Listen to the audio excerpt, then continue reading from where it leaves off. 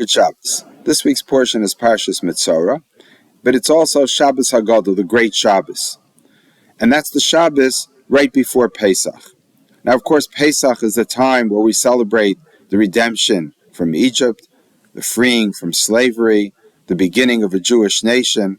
I think the reason we celebrate this Shabbos is because, according to tradition, this is the time the Jews prepared the offering. They took the goat or the lamb that they were going to use for the Paschal offering, and they put it aside and said, this is the goat or lamb that's going to be used for the worship of God, for a sacrifice to God, which will lead to our redemption.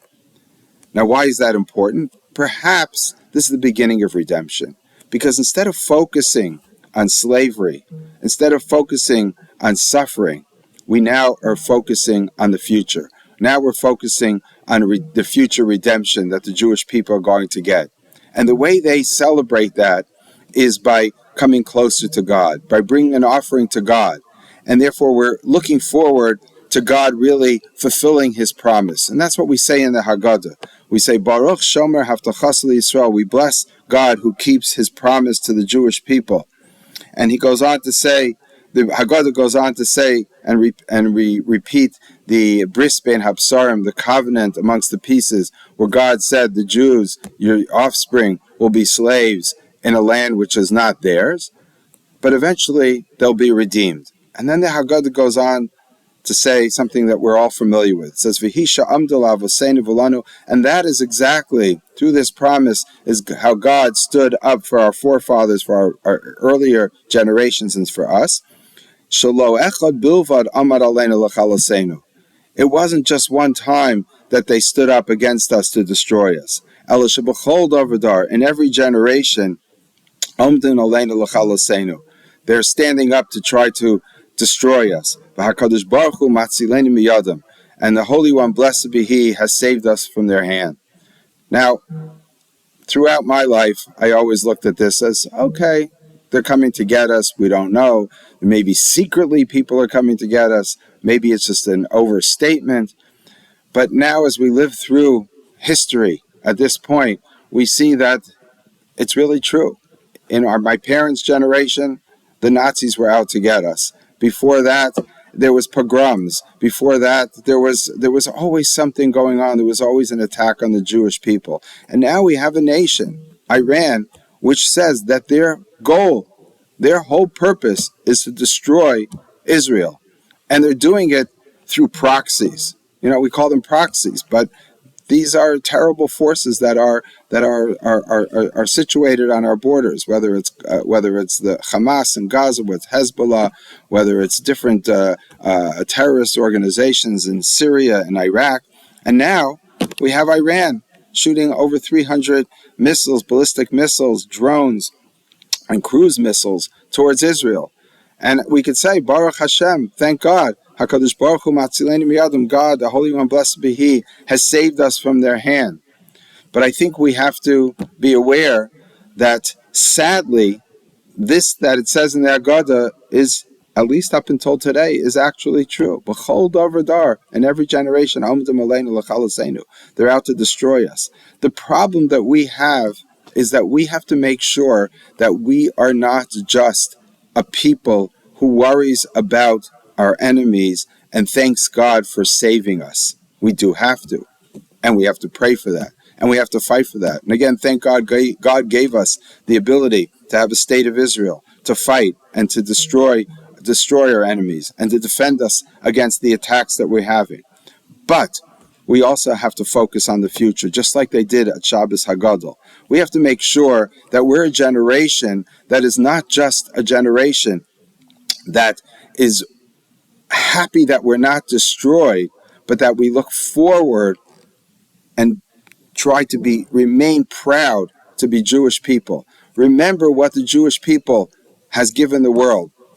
Christianity, Islam, grows up only as a result of the Jewish people, of the Torah. Almost all of Western society and even the whole world owes us tremendous respect for giving them the morality and the ethics of the Torah. And we have to be proud Jews. There was a book written by Dara Horn a little while ago called People Love Dead Jews. And I think we have to realize that that seems to be true. The only time we get the respect is when we're the ones who are suffering, when we're the victims. There's Holocaust museums all over the world. There's Holocaust museums in every city. And people love dead Jews. But we have to make sure that people in the world come to love live Jews, proud Jews.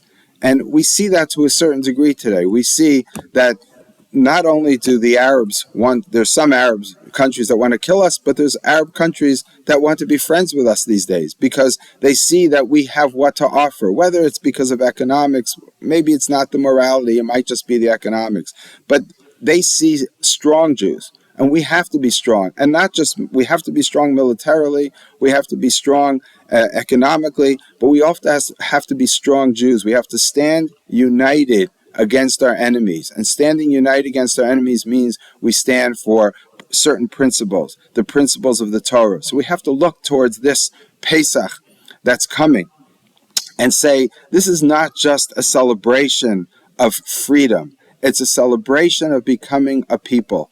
The Korban Pesach, the offering which we brought, is not just to smear the blood and save us from the last of the 10 plagues, but it also unites us. When we eat that Paschal lamb in the time of the temple, it says that you had to eat it whole. It's tzli'esh. It's roasted. It's not put into a pot and cut into pieces. It's trying to symbolize that we have to behold. There's another, it says in the Torah, etzem lo sishbrubo. You can't break a bone of that offering. We want it to be whole. We want it to be a people. We want it to be a family that gets together. And that's what the Torah says. You have to have a family that gets together. And if there's not enough people in your family to have this offering, invite other people. Create a small community. And that small community will grow, and through other small communities and small families, we grow together and create a fabric of a society which will survive and grow and thrive and prosper.